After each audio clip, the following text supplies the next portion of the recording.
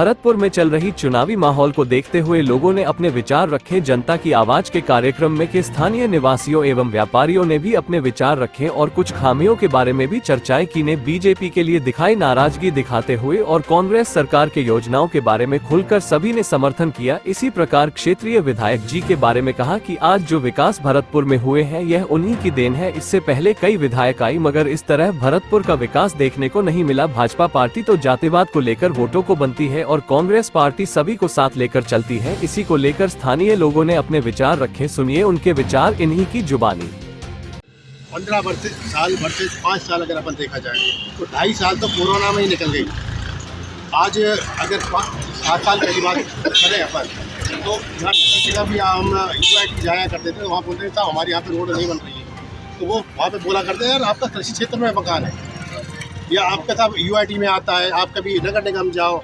तो हमारा चक्कर लगाना होता था यूआईटी टू नगर निगम कभी यूआईटी, लेकिन अब की बार हमें कहीं पे भी चक्कर नहीं लगाना पड़ा। आप अगर देखोगे तो अधिकांश जितने भी कृषि क्षेत्र वाली जो यहाँ पे कॉलोनी है वहाँ पर रोड बन गए हैं। और रही बात चिकित्सा की, आने वाले बहुत सालों में नहीं हो पाता जो इस 5 साल के अंदर करा दिया है। सबसे बड़ी चीज़ क्या होती है, आज हमारा एक नेता होली हो दिवाली हो एक पूरे बाजार में जाके सभी से रामा कृष्णा करते हैं। और ये चीज़ हम नहीं बोल रहे, ये चीज़ पूरा मार्केट पूरा बाजार सारे व्यापारी बोलते हैं कि साहब बहुत सारी चीज़ें हैं जो उसकी धरातल पे आ पाती हैं नहीं आ पाती, लेकिन हाँ डायरेक्ट कनेक्टिविटी है कि हाँ हमें किसी के माध्यम से नहीं मिलना होता है कि साहब हमें एमएलए साहब से मिला दिया, मंत्री जी से मिला दिया, मंत्री जी से डायरेक्ट जनता। लेकिन सर 2018 का चुनाव स्टार्ट हुआ था तो आम जनता में बीजेपी ने ये माहौल बनाया कि सुभाष गर्ग जी जयपुर रहते हैं और जीतने के बाद जयपुर पहुंच जाएंगे, लेकिन इन्होंने जो अपना कार्य दिखाया हर तीसरे दिन दूसरे दिन आम जनता के बीच रहे, हर आदमी से डायरेक्ट टच में रहे, सभी की बातों को सुना और उनका निस्तारण किया। ये सबसे बड़ी उपलब्धि रही 15 साल और 5 साल की। सुख दुख में सबसे साथ रहे। विकास की गंगा तो मैं बार बार बोलूँ पूरा भरतपुर जानता है। 15 साल बनाम 5 साल डॉक्टर सुभाष गर्ग ने जो विकास किया वो हर क्षेत्र में, क्या उसको चिकित्सा ले लो, रोड तंत्र ले लो, शिक्षा का माध्यम ले लो और चिकित्सा को तो प्रायोरिटी पे रखा। और आने वाले कुछ टाइम में भरतपुर को चिकित्सा क्षेत्र में मेडिकल क्षेत्र में हब बनाने की कोशिश की जा रही है। 8 मेडिकल से संबंधित कॉलेज भरतपुर में स्टार्ट होने वाले हैं। ये बहुत बड़ी उपलब्धि है भरतपुर के लिए, भरतपुर के बच्चों के लिए और भरतपुर के रोजगार के लिए, क्योंकि भरतपुर के बाहर का बच्चा भरतपुर आके जब पढ़ेगा तो वो सारा खरीदारी मार्केट से ही करेगा। ये मार्केट के लिए भी अच्छा है, भरतपुर के व्यापार के लिए भी अच्छा है, भविष्य के लिए भी अच्छा है। देखो बाबू राज बहादुर जी के बाद अगर किसी ने विकास किया है तो वो है डॉक्टर सुभाष गर्ग जी। उन्होंने भरतपुर को 5 साल में बहुत ही बड़ी ऊंचाइयों तक पहुंचा दिया है।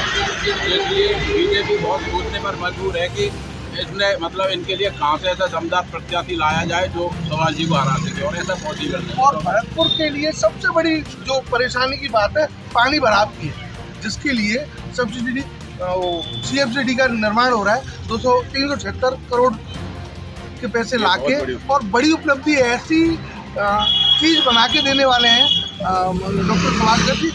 सबसे बड़ी सोच जो आदमी की सोच होती है वो दिख रही है, डेवलपमेंट दिख रहा है। आपके चैनल के माध्यम से मैं कहना चाहूँगा, हर बार जब चुनाव हुआ करते थे तो सुजान गंगा एक मुद्दा हुआ करती थी। अब की बार सुजान गंगा मुद्दा नहीं है, चाहे वो बीजेपी वाले हों, अगर उनके पास भी वो बोलते हैं हाँ काम तो करवाया है, लेकिन वो अपने फिर किसी कैंडिडेट को यूँ नहीं कर पाते कि ये वाला कैंडिडेट हमारा मैं आपको एक साक्षात दिखाता हूँ। ये रंजित नगर की रोड है।